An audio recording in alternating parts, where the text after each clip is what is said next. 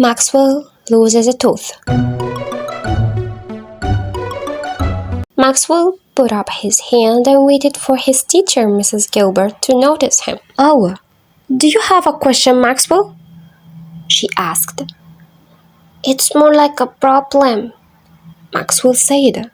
"I lost my tooth." Maxwell stood up and held out his hand to show his class his baby tooth. "Oh, congratulations," Mrs. Gilbert said. Then she asked the class if anyone had any advice for Maxwell, and Keiko put up her hand first. Keiko was from Japan. "Oh, Maxwell, tell me, is it an over or a lower tooth?" And Keiko asked. It's a lower tooth," and Maxwell said. He opened his mouth and showed the class the empty spot in the bottom of his mouth. "So, Maxwell, you should throw your baby tooth over the roof of your house," and Keiko said. "And why should I do that?" Maxwell said. "Because then your new adult tooth will grow properly. When you lose an over tooth, you should put it under the floor." And Mrs. Gilbert thought this was a good idea, but Frida disagreed. Frida was from Australia. "Hey, you shouldn't throw your baby tooth away, Maxwell. You should keep it and give it to your mother." "And why should I do that?"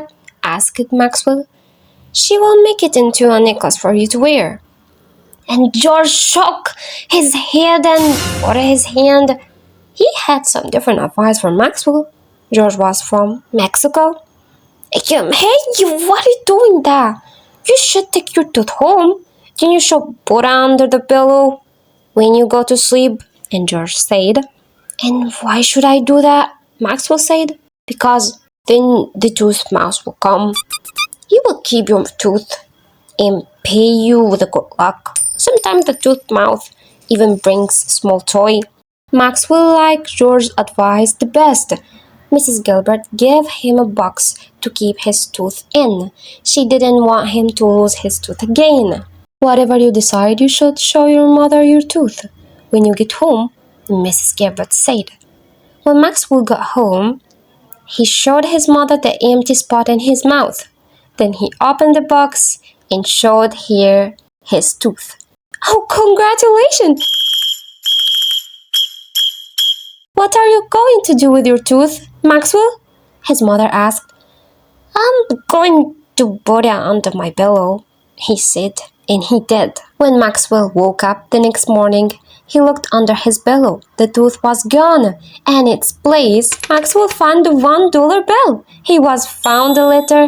This is what the letter said. "Dear Maxwell, congratulations. You lost your first tooth. I will keep it forever. You should buy something nice for yourself with this money. Love, the Tooth Fairy." And oh my god, I should tell my class about the Tooth Fairy. And Maxwell thought everyone should lose a tooth. Thanks for watching my video. See you tomorrow. Bye bye.